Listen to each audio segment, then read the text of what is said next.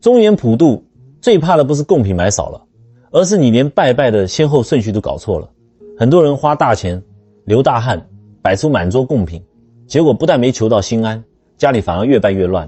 这就好比我们在地方上办桌请客，自家的阿公阿嬷长辈贵宾都还没入座，你却先把外头的过路客拉进主桌吃饭，东西准备的再丰盛，但先后乱了，内外不分，你觉得屋里的长辈会乐意吗？在天地无形的磁场里，这样做不仅没规矩，更是给自己找麻烦。既然规矩这么重要，那么神明、祖先、地基主、好兄弟到底谁先谁后？祖先和好兄弟能不能一起拜？贡品能不能共用？现在的年轻人住大楼没阳台又该怎么办？这堂课我会把大家最容易踩雷、最容易拜错的地方全部依次讲清楚。听完这些道理，你不仅会知道正确的顺序、时间和工作安排，更会彻底明白怎么做才能不走弯路，真正把你的善意送出去，把全家的平安和好运稳稳地留下来。第一节课，如果家里有供神，为什么通常先敬神明？我们先来讲第一个大问题。如果你家里本来就供着观世音菩萨、关圣帝君，或者是妈祖娘娘，中元普渡这一天，为什么通常第一步要先敬神明？很多乡亲听到这里心里难免纳闷，神明平时都在拜，7月半不是好兄弟的节日吗？先让给好兄弟吃不行吗？你记住，祭祀的第一大原则叫做先内后外，先敬神明。绝对不是说神明爱面子非要争个第一，更不是说你晚拜了几分钟神明就会发脾气惩罚你。真正的原因是你的家原本就已经形成了一个非常稳定有保护力的祭祀秩序，神明就像是你这个家的主心骨，或者是我们地方上的大家长。现在你家要在门口办一场大型的慈善派对，要招待四面八方的无形众生，你是不是理所当然要先走到神明厅，点上3炷香，跟家里的大家长报告一声，菩萨，时逢7月半，弟子要在门口布施结善缘了。这叫什么？这叫报备，这叫稳住主帅。把家里的主心骨安顿好，你自己心里也就有了底气。说到这儿，我得给你们讲个真实的案例。这是台北的一位林太太曾经跑来找我大吐苦水的故事。林太太这个人啊，面相一看就是个非常热心、心太软的好太太。每年农历7月，她家那个普渡的排场在社区里绝对是数一数二的。可是有一次，她去传统市场买菜，听几个邻居太太在那边闲聊，说：哎呦，现在外面的好兄弟越来越多，抢食抢得很凶啊，如果你太晚拜，他们吃不到，就会跑到你家里来捣乱哦。林太太一听，心里那个弦啪的就断了，恐惧心马上就上来了。她开始担心，对啊，万一我拜得太晚，他们觉得我不够诚意怎么办？万一遏制他们找我老公小孩的麻烦怎么办？结果到了普渡那天，下午1点钟，太阳还很大，她连午饭都没顾得上吃。第一件事就是一个人气喘吁吁的把家里那张沉甸甸的大桌子硬生生搬到了外面的大阳台上。接着他把买来的3大箱饼干、5、6条洋烟、2打汽水，还有刚刚去烤鸡店排队买的3只全鸡，全部密密麻麻的摆了上去，每个盘子上都插上香，金纸堆得像座小山。他心里只有一个念头，赶紧让好兄弟先吃，千万别遏制他们。那家里的观世音菩萨和祖先呢？林太太想，反正菩萨慈悲，祖先又是自己人，不差这一时半会儿的。等晚上我把外面收拾干净了，再慢慢拜里面吧。你看，他的出发点绝对不是故意不敬神、不孝顺祖先，他完全是被那种对未知的恐惧给带着走了。他把讨好外面的过路客放在了安定自家人的前面。好，也就是从这天开始，林太太家里的气氛开始变得不对劲了。最先发作的是她先生。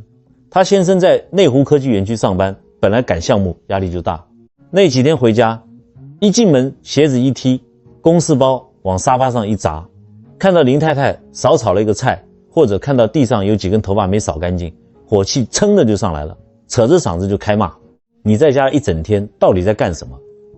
这点事都做不好。以前他先生虽然忙，但脾气绝对没有这么暴躁。紧接着是他念小学的儿子，晚上开始翻来覆去睡不着，半夜经常哭着跑来敲主卧的门，说房间里有奇怪的黑影，吓得不敢一个人睡。但最严重的其实是林太太自己，她开始变得神经过敏，因为他心里一直有那个好兄弟没吃饱会不会来找麻烦的阴影，所以他整天神经紧绷。有天晚上外面起风了，砰的一声，厨房的纱窗稍微震了一下，就这么一个极其正常的风吹草动，林太太吓得浑身一哆嗦，手里洗到一半的盘子直接掉在水槽里。她屏住呼吸，死死盯着厨房的门，脑子里瞬间闪过无数个恐怖的念头，是不是有什么东西进来了？是不是我那天烧的金子不够？是不是拳击的头没有朝对方向？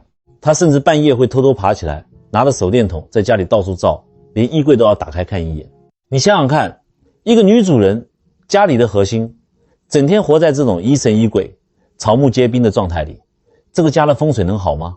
这个家能不生病，能不吵架吗？人一旦开始害怕，所有最普通的事情都会被无限放大成灾难。后来他实在受不了了，跑来找我，他一坐下就哭，说我是不是惹到什么不干净的东西了？我是不是中元节拜错方向了？您要不要给我画道符镇一镇？我看着他憔悴的脸色和布满血丝的眼睛，叹了口气，直接跟他点破了。我告诉他，林太太，你家里根本没有什么不干净的东西，真正不干净的是你心里那份越界的恐惧。你把对未知的害怕摆在了最前面，反而把你家原本最熟悉、最安心的祭祀秩序全部打得稀巴烂。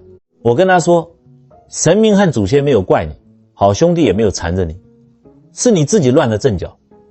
你等于是在告诉你的潜意识，我们家神明做不了主，所以我要先去讨好外面的鬼。你天天这么暗示自己，你的心能安吗？女主人的心不安，家里的气场就跟着浮躁。老公在外受了气，回来感受到家里的阴郁，自然就容易爆发。小孩子对磁场最敏感，妈妈天天神经兮兮，孩子能睡得安稳才怪。我给了他一个最简单的解法，我没有给他画符，也没有让他去花大钱做法事。我跟他说，下次普渡或者你接下来遇到初一十五拜拜，记住准备最简单的几样素果，倒3杯清茶，什么都别管，先走到你家的神明厅，点上3炷香，恭恭敬敬地跟菩萨上香。你不要去求菩萨显灵抓鬼，你只要在心里默默地说，菩萨，弟子今天依照老规矩，先敬天地神明，再布施外头众生，祈求菩萨做主，护佑阖家平安。你只要把这个仪式做完，把自己的心先安在菩萨这里，再去外面忙你的。林太太听进去了，她真的把那种讨好和恐惧的心态放下了，重新恢复了家里原本先敬神明的习惯。结果呢，林太太自己不再疑神疑鬼了。风吹窗户，她知道那是风，过去关上就好。晚上睡觉，她觉得家里有菩萨坐镇，心里非常踏实。她稳定了，她老公回到家，感受到老婆轻声细语，家里井井有条，火气自然就降下来了。家里不再大呼小叫，小孩子有了安全感，睡眠也逐渐恢复了正常。所以乡亲们，第一节课我们要明白什么道理？拜拜从来就不是在比谁家的东西买得多，谁家的排场大。拜拜是为了让你自己的心建立起一套坚不可摧的秩序。神明在内，布施在外，长幼有序，先后分明，心不乱，家里的气场就不容易乱。你的心定了，这个家就稳如泰山。第二节课，祖先和好兄弟千万别混在一起。乡亲们，上节课我们讲了要先敬家里的神明。那好，神明拜完了，接下来很多人又犯了一个致命的错误，把自家祖先和外面的好兄弟摆在一块，同时拜。我必须在此强调，不要让祖先和好兄弟硬挤在同一张桌子上吃饭。这是什么道理？很简单，祖先是你家族血脉里的自己人，是你逢年过节要尽孝道、要思念的长辈，而外面普渡的好兄弟，那是你出于一片善心对外布施的外客，这就叫做内外有别。这道理说穿了，还是我前面说的那顿饭。你想想看，除夕夜你们家吃团圆饭，阿公阿嬷爸爸妈妈坐在主桌上，一家人正准备动筷子，突然大门一开，涌进来10几个你不认识的陌生客。你是个大善人，你当然可以招待他们，但你绝不会把这些陌生人硬塞到阿公阿嬷那一桌去挤着坐吧。你的安排一定是有差别的。你把祖先和好兄弟混在一起拜，不是说你嫌弃外来客，而是因为你们的关系根本不同，这场仪式的意义也完全不同。拜祖先是亲情，拜好兄弟是同情。你把亲情和同情搅和成一团，这规矩就全乱套了。台中有个陈阿伯，过去就因为这事儿，家里爆发了一场差一点收不了场的世界大战。陈阿伯是个非常重传统的老实人，家里大大小小的祭祀几十年如一日，从来不含糊。他有个媳妇在那种外商的大型企业里当主管，这媳妇其实人非常好，工作能力强，对公婆也很孝顺，平时买补品买衣服从来不手软。他有一个特点，做事非常讲究效率，干什么都像在公司赶进度一样，恨不得1分钟掰成2瓣花。在媳妇眼里，传统拜拜太繁琐了，但那次中元节，媳妇还是特地请了半天假回家帮忙。他看陈阿伯年纪大了，要搬进搬出太辛苦，好心想帮公公减轻负担，就自作主张做了一个决定，他打算一次性解决。他在大门口摆了一张超大的长桌子，桌子的左半边摆上了他公公精心准备的祖先饭菜3牲肉类，桌子的右半边则堆满了他从大卖场搬回来的泡面、饮料、罐头，那是准备给好兄弟普渡用的。他心里想，哎呀，反正都是要拜的，两边一起上香，左边请祖先吃，右边请好兄弟拿，节约时间，公公也不用累2趟，多好。陈阿伯当时从厨房走出来，一看这阵势，脸刷了就沉下来了。但因为媳妇也是好心，又是特地请假回来的，他硬生生把火气压了下去，没吭声。可是陈阿伯这心里头那个疙瘩啊，已经是越结越大了。等香烧过了一半，到了要指拐问祖先吃饱了没，能不能烧金纸的时候，大问题来了。陈阿伯拿起那对半月形的木头改杯，在香炉上绕了3圈，嘴里念念有词：历代祖先啊，今天7月半子孙准备的饭菜，请问吃饱没？说完，啪的一声往地上一丢，2个拐杯都在地上打转。停下来一看，笑杯。陈阿伯心里咯噔一下，额头上的汗就冒出来了。他看了一眼旁边那堆泡面罐头，心里开始觉得纳闷，是不是祖先生气了？是不是觉得旁边站着一堆不认识的无主孤魂，他们吃得不安心？于是他捡起嚼杯，又拜了拜，再掷，啪的一声，这次更惨，是个阴杯。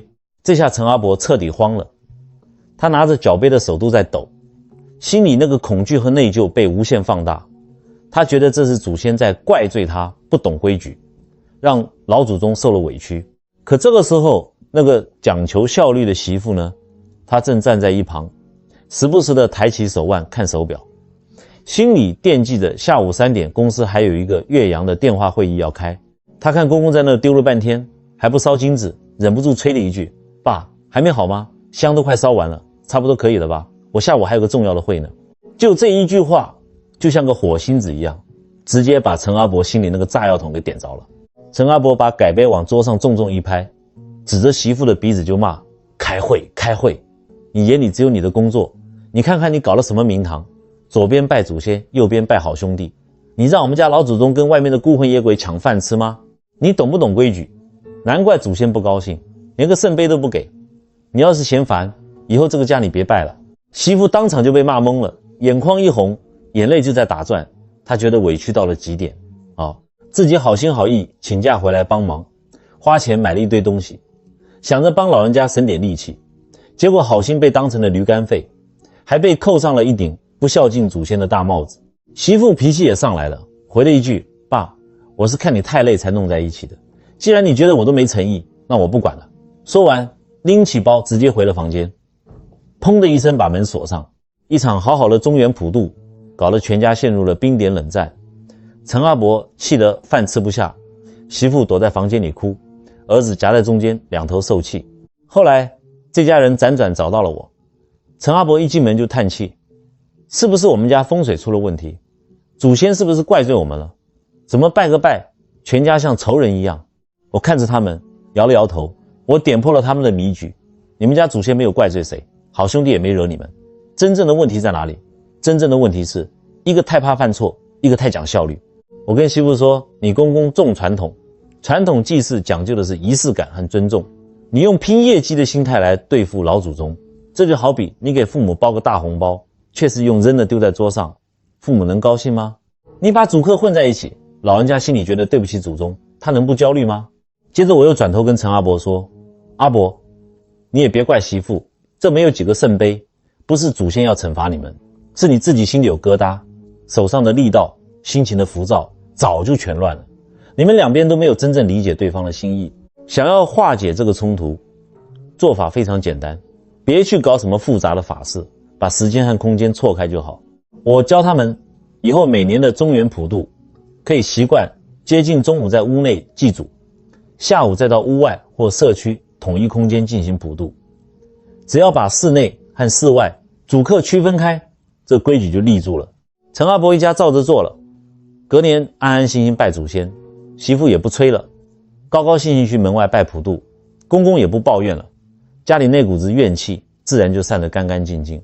所以第2节课要记住一句话，祖先是思念，好兄弟是布施，两份心意都极其重要，但千万不要混成一团。规矩清楚了，一家人才能各司其职，家和才能万事兴啊。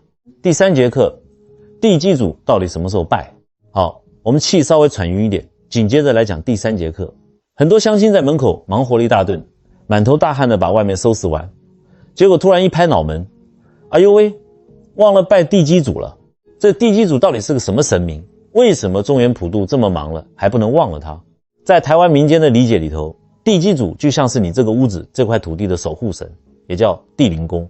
我在这里不跟大家扯那些玄之又玄的门派之争，你要明白的核心重点是，如果你家本来就有逢年过节祭拜地基主的传统，那在中元期间绝对不要因为忙着在外面普渡好兄弟，就把自己家里头这位老伙计给忘了。为什么？因为地基主是保护你家内宅安宁的，你外面门面做得再大，家里后院起火，那不全白搭了吗？那地基主怎么拜才对？各家各派说法很多，有的说一定要下午1点到3点之间拜，有的说要在厨房的琉璃台面向后阳台拜，有的说要在后门向里面拜，贡品也是五花八门。最常见的就是一个鸡腿便当，2杯酒，简单的很。我在这里明确告诉各位，不必去执着几分几秒，每个家庭的习惯不同，你们家长辈以前怎么传下来的，你就怎么拜。最重要的是那份饮水思源的心意。如果你不知道规矩，那就买个简单丰盛的便当，在厨房找个妥当的位置，倒上1杯酒或茶，点上1炷香，诚心诚意的感谢他保佑你们家平时居住平安，这就足够了。我讲个竹北一对小夫妻的短故事，你一仔细想就全明白了。这对年轻夫妻都是在科学园区上班的工程师，刚花了一大笔钱，背着高额房贷，在竹北买了一间新盖的高级大楼。搬进去的那年正好赶上中元普渡，他们住的那个社区非常高档，管委会特别贴心，说办那个社区联合大普渡，住户只要交一点钱，贡品、场地、法师、诵经全给你包办得漂漂亮亮。这对小夫妻一听高兴坏了，太好了，现在这种服务太周到了，简直是懒人福音。普渡那天他们下了楼，跟着社区的人一块上香，拜完了拿了1箱零食就开开心心上楼了。他们以为这一年所有的祭祀任务就已经花钱请人圆满搞定了，结果没过几天，怪事接二连三的来。先是新房子的浴室水管不知道怎么回事，突然就开始漏水，把刚铺的木地板泡坏了一大块，好不容易请人来修好，没2天，新买的高级洗衣机突然转不动了，一直发出警报声。当然我先讲清楚，水管漏水就是工程问题，洗衣机故障也是设备问题，不是说你少拜了地基主他就故意把你家的东西弄坏。真正麻烦的是连续的生活压力，让2个人只剩互相责怪。老公怪老婆，我就说当初不要买这家建商的房子，你非要买，现在好了吧？老婆也是委屈的直掉眼泪，这能怪我吗？装潢的时候你不管不问，现在出事了就知道怪我。2人为了这些破事，天天晚上在家里大吵大叫，家里气氛简直比冰箱还要冷。有一天，男方的妈妈从南部打视讯电话过来，看这2人眼圈发黑，满脸怨气，就随口问了一句，你们7月办的时候新房子的地基主有没有拜啊？夫妻俩全愣住了。管委会不是全部一起拜过了吗？长辈一听就急了，哎呦，那是拜外面的好兄弟，你们自己家里的地基主保护你们这个屋子的，怎么能让别人代劳呢？你们把外头弄得热热闹闹，自己家里的守护神却不管不问，家里气场能安稳吗？长辈赶紧教他们去买个鸡腿便当，在厨房里把仪式补上，这小夫妻俩也是真的累了，不想再吵了。周末的时候，两人乖乖去买了便当，按照长辈的交代，在厨房恭恭敬敬地拜了地基主。在那个点香、烧纸、默念保佑的短短10几分钟里，夫妻俩一直紧绷的神经放松了下来。看着袅袅上升的香烟，老公突然觉得有点内疚，叹了口气跟老婆说，这段时间我脾气太冲了，对不起，我们好好把房子修好吧。老婆眼眶一红，也说我也有不对，我们一起面对。后来他们把水电师傅叫来，该修的修，该换的换，家里的气氛又渐渐恢复了刚搬进来时的甜蜜。大家听明白了吗？地基主怎么拜？各家有各家的传承。真正不要犯的错误是什么？是你在外面忙得轰轰烈烈，想着保佑发财，保佑平安，结果自己家里头最基本的那点传统，那点饮水思源的心，反而全都忘光了。稳住内部的安宁，才是你外出打拼最大的底气。第4节课，好兄弟为什么最后才拜？乡亲们，前面我们把家里的神明、祖先、地基主全都安顿好了，时间顺序讲明白了，那总算要打开大门来招待外面的好兄弟了。很多人这时候又要问了，既然好兄弟这么可怜，1年才出来吃这么一回，为什么我们要把他们排在最后面才拜？这会不会显得我们很没有同情心？这叫什么话？我告诉大家，普渡是一场对外开放的爱心食堂。既然是食堂，就有开门迎客的时候，也必须有打烊关门的时候。我们把好兄弟留到最后拜，不仅符合前面说的先内后外的规矩，更是为了告诉你一个核心的易经道理：慈悲绝对不是毫无底线的恐惧，做善事更不需要为了证明自己心诚，就把整个家庭的正常生活全部停摆。现在很多乡亲啊，拜普渡不是出于慈悲，而是出于害怕，总怕自己贡品买少了，怕好兄弟没吃饱，怕他们吃不高兴就不走了。你越怕，这个仪式就拖得越长，最后搞得全家鸡犬不宁。台南有一位林阿莫，就是个活生生的例子。林阿莫是个一辈子吃斋念佛的慈悲人。那次中元节到了下午3点，林阿莫在透天厝的门口摆好了供桌，点上了香。刚开始一切都很正常，可是等第1炷香快烧完的时候，林阿莫拿起拐杯在空中拜了拜，往地上一掷，想问好兄弟吃饱没？啪，是个笑杯。林阿莫这心里顿时就觉得奇怪，哎呦，是不是人太多，东西不够吃啊？他赶紧转身跑进屋里，从冰箱里翻出几颗苹果，连洗都没洗干透，就急匆匆地端上桌，接着又点了1炷香。等这炷香烧完，他再指拐，还是没有圣杯。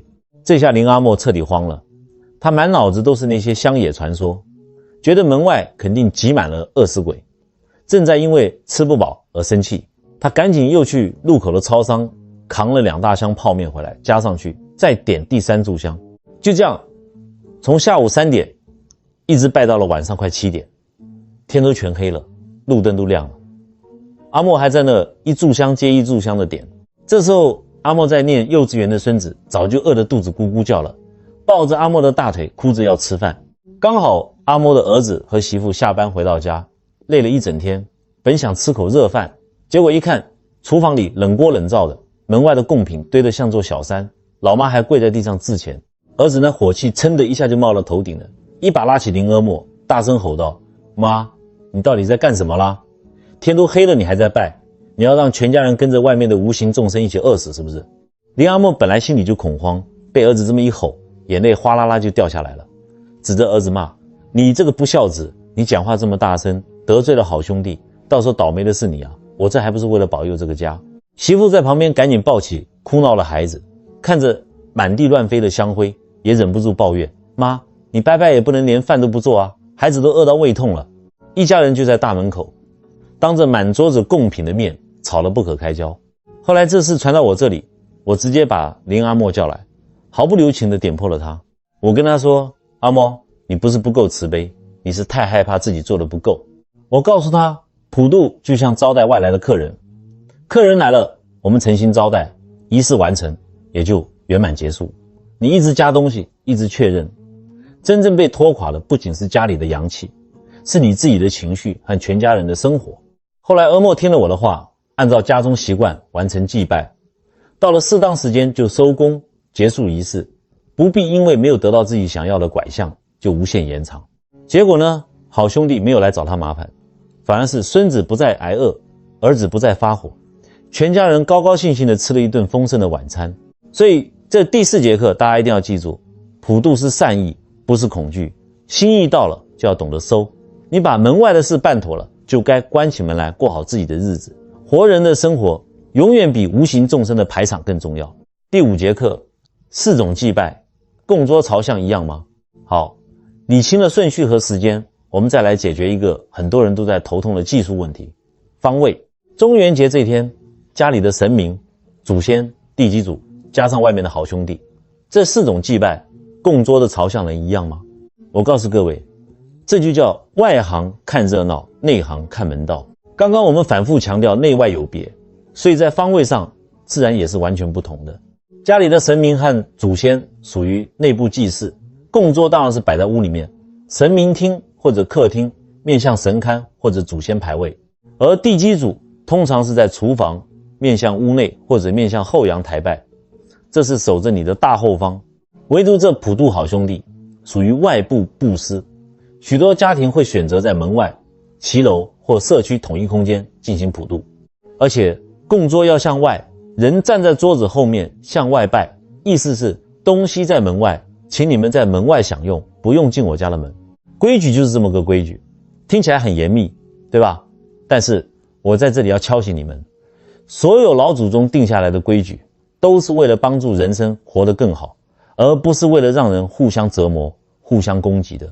彰化有一位张太太就把这个方位的规矩执行到了走火入魔的地步。有一年农历7月半，正是台湾最热的时候，下午2点多，外面气温高达35、6度，柏油路面烫得都能煎鸡蛋了。张太太非拉着刚上大学的儿子在透天厝的门外拜普渡。张太太是个死心眼，她听人家说拜好兄弟的桌子一定要推到大门外最边缘的地方，越靠马路越好，这样好兄弟才不敢进门。可是那天太阳实在太毒了，那个位置完全没有遮蔽，白花花的太阳直勾勾地晒下来，他儿子热得满脸通红，头晕目眩，汗水把 T 恤都湿透了。儿子实在受不了了，就拉住供桌的一角，想把桌子往后拖个2公尺，拖到自家骑楼的阴影下面。他一边拖一边喘气，妈，往后挪一点啦，在阴凉处拜不行吗？我真的快晕倒了。张太太一看儿子把桌子往回拖，吓得脸都白了，冲上去一把拍开儿子的手，破口大骂：你干什么？你把桌子往回拉，就是把好兄弟往家里请啊！你懂不懂规矩？你想死是不是？儿子本来就热得难受，被亲妈这么恶毒的一骂，火气也爆发了。规矩规矩，规矩有比你儿子的命重要吗？如果连挪2步路都找不到吃的，那还当什么鬼？我不拜了，热死你好了。说完，儿子把手里的香往香炉里一插，气呼呼的转身上楼洗冷水澡去了，留下张太太一个人在烈日下暴跳如雷。结果那天拜完，儿子晒到头晕恶心，浑身无力，赶紧回到阴凉处休息补水。张太太自己也被吓出一身冷汗。这叫什么？这就叫吃力不讨好，拿老祖宗的智慧来惩罚自己。后来遇到我直接把张太太训了一顿。我说，张太太，方位是死的，人可是活的啊！你在骑楼下退后2公尺，一样是在大门外，一样没有把鬼请进屋。天上地下的无形众生，难道还会带着卷尺来量你家桌子离马路有几公分吗？真正的风水变通之道是什么？是避开烈日，注意安全，不挡住马路上的车流和行人。如果你住的是社区大楼，管委会规定统一在中庭拜，你就老老实实去中庭拜。如果太阳太大，退到阴凉处，这不仅是保护你自己，也是体谅好兄弟不用在烈日下暴晒。你要知道，祭祀的根本目的是求个全家平安。你为了死守一个所谓的方位，最后母子大吵一架，请问你平安在哪里？福报又在哪里？所以第5节课我要送给你们一句话：规矩要懂，但人心要活。拜平安拜到全家翻脸吵架，为了无形的东西伤害有形的亲人，这才叫真正的本末倒置，破了大财。第6节课，贡品能不能共用？乡亲们，前面我们把怎么拜，在什么地方拜的规矩给理清楚了。现在最现实、最让婆婆妈妈们头痛的一个问题来了：买贡品。现在物价涨得多凶啊！你去传统市场转一圈，买只像样的白斩鸡，买条鱼，再切块五花肉，随随便便1000多块钱就出去了，加上各种水果、饼干、饮料，准备一桌贡品，那可是要花不少钱的。很多人心里就在盘算，前面说要拜神明、拜祖先，又要拜好兄弟，那我是不是得花3份钱准备3桌完全不同的东西？这要是全买新的，钱包受不了，拜完以后吃不完，全扔进厨余桶，那更是造孽啊！我能不能准备一桌最丰盛的贡品，从早上的神明一路拜到下午的好兄弟，一桌拜到底？在这边我把这个贡品能不能共用的核心理论给你分成2层来讲透。第一层，祭祀对象身份不同，贡品确实可以适度区分。神明吃素的，吃甜的居多，祖先喜欢吃你平时家里煮的热菜热饭，好兄弟在外面风餐露宿，你给他们准备点能带走的干粮罐头，那是最好。但是最重要的其实是第2层，这根本不是什么神鬼禁忌的问题，这是真真实实的食品安全问题。高雄有一位王太太，过去就是因为一桌贡品拜到底，差点把全家人都送进了医院急诊室。王太太是个出了名的勤俭持家的好媳妇，那次中元节，她一大早6点多就去传统市场精挑细选买了一只又肥又大的白斩鸡，一条炸得金黄的鲈鱼，还有一大块油亮亮的卤肉。王太太心里的算盘打得很精，这3身买得这么漂亮，神明看了喜欢，祖先看了高兴，好兄弟看了也解馋，我一物3用，既有诚意又绝对不浪费。于是灾难的连锁反应就开始了。上午9点，这盘白斩鸡被端上了神明桌，摆在屋子里拜菩萨，拜了1个多小时，香烧完了。到了中午11点半，王太太连保鲜膜都没包，直接把这盘鸡端到了祖先牌位前，继续点香，请历代祖先享用。这又折腾了1个多小时。好，最可怕的在后面。到了下午2点多，外面气温飙到了34度，王太太满头大汗的把供桌搬到大马路边，把这只已经在室温下放了4-5个小时的白斩鸡稳稳当当的摆在了最中间，开始拜好兄弟。高雄的夏天下着雷阵雨，又闷又热，路边偶尔还有苍蝇飞来飞去。这只鸡在太阳底下一步步的流着油，一直晒到了下午5点多，普渡结束。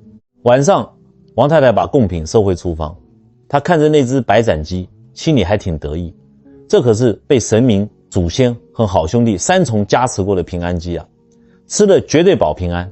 她大刀一挥，把鸡切块端上桌，让全家人吃。结果到了半夜凌晨2点，家里彻底炸锅了。最先发作的是王太太的先生，捂着肚子在厕所里狂吐，接着是上国中的女儿，痛得在床上打滚，直冒冷汗。最后连王太太自己也撑不住了，上吐下泻，双腿发软，一家3口大半夜连滚带爬的叫了计程车，直奔医院急诊室。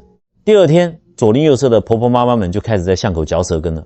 有人神神秘秘地说，哎呦，你看我就说吧，那只鸡被好兄弟吸走了阳气，上面全都是阴毒，王太太一家吃了卡到阴了。后来王太太虚弱的来找我，问我是不是惹到了什么厉鬼。我一听她整个拜拜的流程，气得我差点拍桌子。我指着她说，什么好兄弟吸走阳气，什么卡到阴惹祸，你去问问急诊室的医生，那根本是食物保存出了问题，是食物中毒引发的急性肠胃炎。你在30几度的大夏天，把熟肉放在室温下，没有冷气，没有冷藏，从早上9点一直放到下午5点，足足8-9个小时啊！哪怕是天王老子加持过的鸡，它也已经馊了、坏了、长满细菌了。你把一堆坏掉的肉塞进家人的肚子里，还指望神明保佑你？神明在天上看着你这么折腾，都在替你的肠胃捏把冷汗。所以，乡亲们，贡品到底应该怎么准备？记住这3条实用铁律，既不浪费，又保平安。第一，看对象，减量准备，为了面子铺张，大可不必。拜神明，几样新鲜的素果、饼干就好。拜祖先，炒几个家里人晚上真爱吃、能吃完的家常热菜。拜好兄弟，买点大家平时能当零食的泡面、汽水、罐头，每一桌的量不用大，心意到了就好。第二，包装食品和水果，依家庭习惯处理。像那些没开封的饼干、罐头或者带皮的水果，你从里面拜到外面，或者分开来拜，问题都不大。拜完之后收好，慢慢吃，这叫惜福，完全可以。第三，熟食的保存是死底线，必须分开。如果你买了熟食，3升肉类绝对不能一桌拜到底。如果你上午拜了神明，接下来不吃，请你立刻马上放进冰箱冷藏。下午如果要拜好兄弟，建议你买一些真空包装的肉干、素三参或者能存放的干粮来代替。如果熟食已经在高温下放了太久，表面都黏糊糊了，甚至就算闻起来还没臭，看起来没有异状，只要已经在炎热环境下放太久，也不要冒险继续吃。大家千万要清醒一点，拜拜讲的是诚意，吃进肚子里的必须是安全。你非要逼着家人吃变质的食物，吃出病来还要怪鬼神，这就是最大的无知。第7节课，金子到底怎么分？好，说完了贡品这个大问题，我们再来聊聊另一个让无数人极其头痛的环节，烧金子。只要一提到金子，很多人头都大了。你去香烛店一看，哎呦喂，那简直是眼花缭乱，什么天公金、寿金、寡金、福金、四方金、大银、小银、金衣，一大堆名堂。很多人就问，拜神明要烧几张什么金？拜祖先要怎么配？拜好兄弟要是烧错了金子，他们会不会生气不保佑我？我告诉各位一个核心理论，关于金子的分类和烧法，台湾从南到北不一样，这个庄头和那个庄头不一样，这家公庙和那家公庙不一样，甚至你们村子李家和张家的规矩都不一样。如果非要强行改变，从而恐惧和焦虑，那就叫做本末倒置。台北有一个叫小林的年轻人，是个标准学理科、写程式的工程师，凡事讲究精准和逻辑。有一年普渡，小林看妈妈在客厅里折金子，准备下午拜拜。小林是个孝顺儿子，怕妈妈年纪大弄错，就在各大论坛讨论区里疯狂查资料。这不查还好，一查小林的职业病犯了，他竟然打开电脑，洋洋洒洒打了一个密密麻麻的表格，上面详细列出了金子的搭配比例。小林拿着这张表格走到妈妈面前，像检查作业一样盯着妈妈手里的金子堆。妈，你这个寿金跟挂金放混了啦，网络上说拜地基主不能烧这种的。妈，大银和小银的数量不对，你这样烧，好兄弟拿到的钱币面额不对，会找麻烦的。他妈本来拜了大半辈子，几十年都是这么顺顺当当的过来的，心里踏实得很，结果被儿子这么一惊一乍的纠正，老太太的手开始发抖了。老太太突然觉得，哎呦，难道我这40年都拜错了吗？难道我公婆生病，我老公生意不顺，都是因为我当年不小心把寿金当成福金烧了吗？就因为小林那几句自以为聪明的纠正，老太太原本安定的心彻底乱了。那天拜拜的时候，老太太满头大汗，手里攥着香，连祝祷词都结巴了。晚上更是焦虑，得失眠，半夜爬起来翻农民历，整个人神经兮兮的。最后拜拜没带来平安，反而成了他巨大的心理负担。这是让我怎么说？你以为天地鬼神是在税务局上班吗？你烧个纸钱还要像报税一样，填好表格，算好汇率，绝对不能有1毛钱的误差，否则就要找你麻烦。荒诞！这里我不教大家一张通用的金子表，你最稳妥的方法就是跟家中长辈当地公庙或熟悉当地习俗的金子行确认。如果你真的不懂或者怕买错，该怎么解决？我教你3个最实在的做法。第一，找自家长辈，阿嬷怎么教，婆婆怎么传，你就怎么拜，传承比什么都重要。第二问，熟悉的公庙，如果长辈不在了，你去村子口、巷子尾你最常去的那家庙，问问庙公，通常更符合当地习惯。第三，直接找当地经营多年的金子行老板，你走进去直接说，老板，我要一份拜地基主的，一份拜好兄弟的。人家老板包了一辈子金子，早就按当地的规矩给你配得妥妥当当，你直接付钱拿走，回家安心拜就行。所以第7节课大家千万要记住，金子按自己规矩来，不要去摧毁老人家在神明面前那份几十年积累下来的心安。心安是福，别为了几张金子把自己吓得寝食难安。第8节课，住公寓大楼租屋族怎么普渡。乡亲们，前面我们聊的那些规矩方位，很多都是老一辈住透天厝、住平房，有个大院子或者宽敞骑楼的家庭才好施展的。但是时代变了啊，你看看现在的社会，房价这么贵，地皮那么紧，多少年轻人甚至很多中老年人住的都是那种10几楼高的高楼，或者是挤在那种隔出来的出租套房里，连个像样的阳台都没有，活像个鸽子笼。很多人就问了，我家连大门一推开就是一条长长的走廊，对面就是别人家的门，我总不能在楼道里摆桌子拜吧？我没有院子，没有透天厝，是不是就没资格普渡了？我不拜，好兄弟会不会来找我麻烦？这堂课我要教你们一个非常重要能保命的易经道理。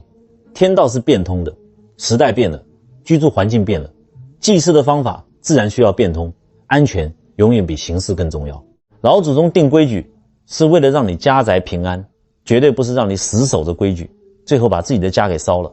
我们来看看这个叫阿杰的年轻人的故事，这可是个活生生的教训啊！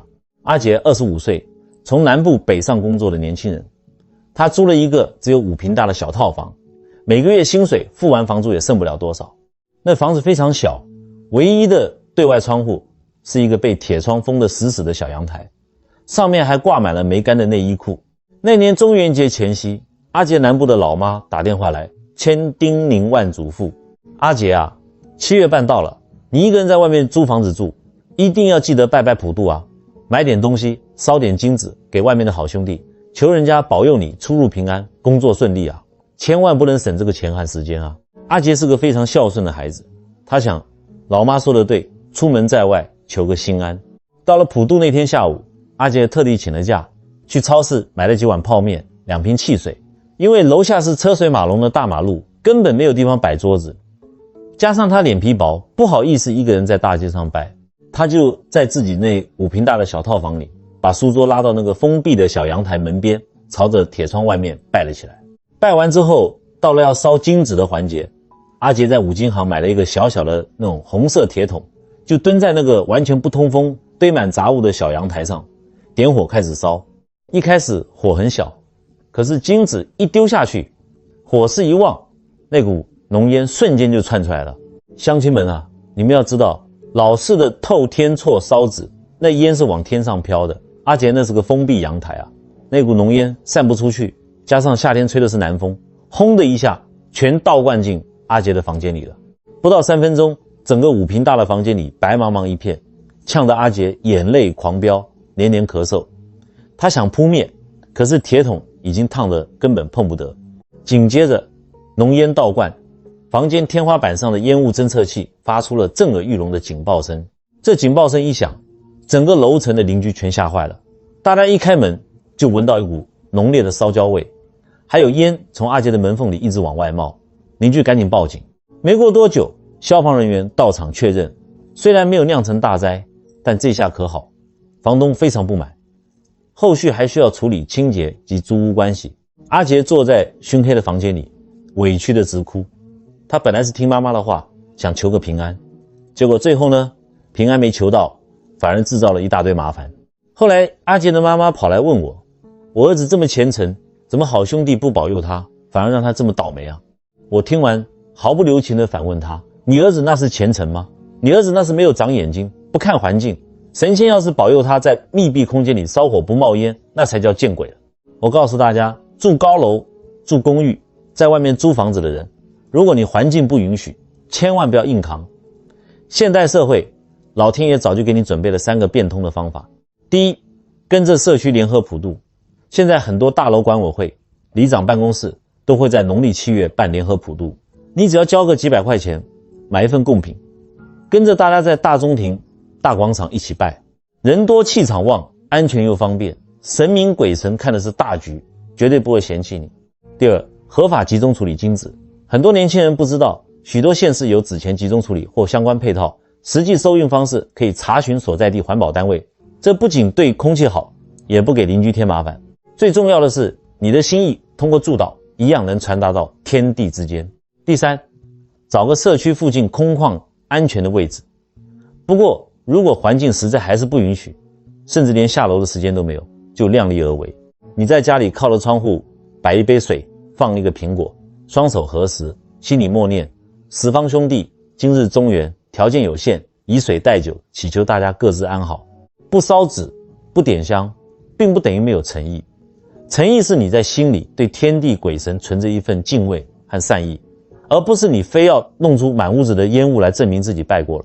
所以第8节课，请所有的年轻朋友和住在公寓里的乡亲牢牢记住，真正的平安是保护自己，也是绝对不给周遭的邻居添麻烦。你为了拜无形的鬼，把有形的邻居都得罪光了，天天被人指着脊梁骨骂，这种充满怨气的环境，你能有风水吗？你能有平安吗？顺应环境就是最好的风水。另外，也许有人会问，老师啊，我们家就是普通的公寓，平时没有烧香拜佛的习惯，家里没供菩萨，那到了7月半，我是不是就不能普渡了？会不会显得很没有规矩？其实并不是每个家庭都必须一次性把神明、祖先、地基主、好兄弟这4个对象全部祭拜完，能拜最好。但如果你家里确实就没有供奉神佛的传统，那么不要强求。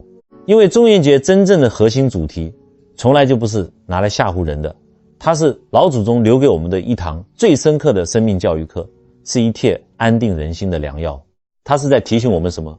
拜神明是教你心中有敬畏，做事有规矩；拜祖先是教你慎终追远，你要记得自己是从哪里来的，你的根在哪里。普渡好兄弟是教你懂得分享，对那些陌生、无助甚至看不见的生命保留一份最纯粹的慈悲。当你心里真正有了敬意，在外头做事情自然知所进退，懂得拿捏分寸。当你心里装满了慈悲，自然就不会处处跟人争得脸红脖子粗，凡事都懂得留一线。人啊，只要心一安定，自然就柔和了。家里不再鸡飞狗跳，和气就能生财，家和才能万事兴。所以乡亲们，今天这堂课讲到这里，算是给大家交底了。如果你也愿意从今天起把家里的好风水、好磁场一点一滴养起来，我现在邀请各位在影片下方用你最真诚的心留下这10个字：愿家人平安，愿众生安好。当你敲下这句祝福，起这个善念的时候，你的心是柔软的，你家里的磁场是光明的，这个世界就会因为你这一个小小的举动，少了一点恐惧，多了一份无量的善缘。好，今天就讲到这，祝愿各位乡亲阖家平安，万事顺意，我们下堂课再会。